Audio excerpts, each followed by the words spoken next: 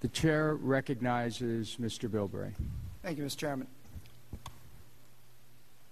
Mr. Chairman, you know, I know this whole process looks like an inquisition. We're not here to, indict just to question and to find out, try to work out the reality here. And I think it's a little more confrontational than it should be traditionally. But so let's just remember you are placed in that position of being under oath. And I'm hearing testimony going back and forth. So I'm trying to find out how two people may perceive something differently, how words may be changed back and forth. So let me just ask you, at that time or at this time, did you believe that Merrill Lynch was too big to fail? I thought very likely that if Merrill Lynch failed, it was, after all, bigger than Lehman Brothers, that would create a very serious problem in the financial markets. I did.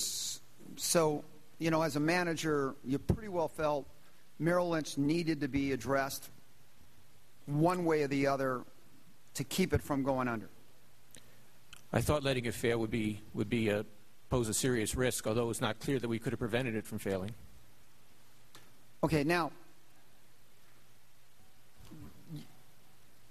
I saw that you made a statement here, and it's in the record, that when someone said, did you invoke a threat or something else, that if they invoked the MAC, there would be repercussions to management.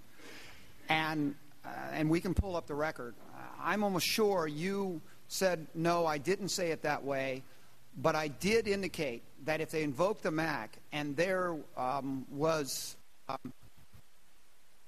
that they needed assistance afterwards, that if there was this created a situation where they needed assistance, then there would be problem. And that the clarification there was the fact that it wasn't just the MAC, but if they did the MAC and then needed to come to us for assistance because of that arrangement, then there would be hell to be paid. That was the inference of your statement at that time. That was what was in Mr. Lacker's email about a conversation between us, but I did not make that statement to Mr. Lewis, although I don't think it's unreasonable if someone makes a decision that endangers his company, that he'd be accountable for that. Okay, that's why I want to clarify, Mr. Chairman, because today you did make the comment that you felt that way and you felt comfortable with that. You indicated, I thought you indicated that you communicated that at that time, that if there, not just that if they invoked a MAC, but if there was assistance needed later after they invoked a MAC, then there would be repercussions. I don't believe I said that. Okay, and so we're going to, Mr. Chairman, I'd ask that testimony, because we need to clarify that, because I heard something from you today that sound very familiar, and that's why I went back to that statement about it wasn't just about the MAC. It was the MAC. Then if there needed assistance, then there would be that management should be held responsible. And I just thought that your statements today kind of reflected of the 12/20/08 statement. So we can get back into the record and see that. I'm just trying to help you clarify what you said today. Is the gentleman submitting something for the record? Yes, please. Without objection. Now, when you get into this, you said we did not guarantee BIA anything, and you said there was no dollar amount referenced. But could have you, in this conversation, instead of saying we will pay this much out or we'll get out of it, could there have been any other discussion that statements like, look, if there's a concern, if there's a problem here, we'll take care of it or we'll make you whole. You won't, this deal will not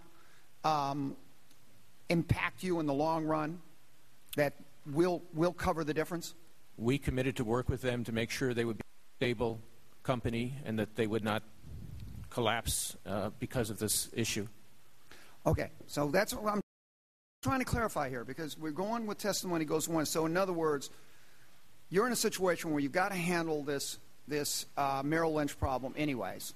You have what looks like a merger forming. All at once, the BIA starting to get cold feet, may pull it apart.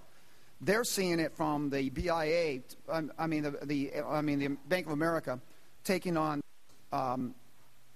this burden. You see, you're going to have the burden one way or the other. Is it safe to say that it's a lot, from a management point of view, it looks simpler to get them to take this on so you can manage it as a single piece rather than going back and forth? The gentleman's time's expired. Now, do you want to put that in a question, and then Mr. Bernanke can answer? Okay. Your time's expired. Let me just finish with this. You stated today that if you had it all to do over again, you believe today that you'd do it exactly the same. Later in your testimony, I'm going to take it as a question and ask the gentleman I would to take the answer question the fact that you made it.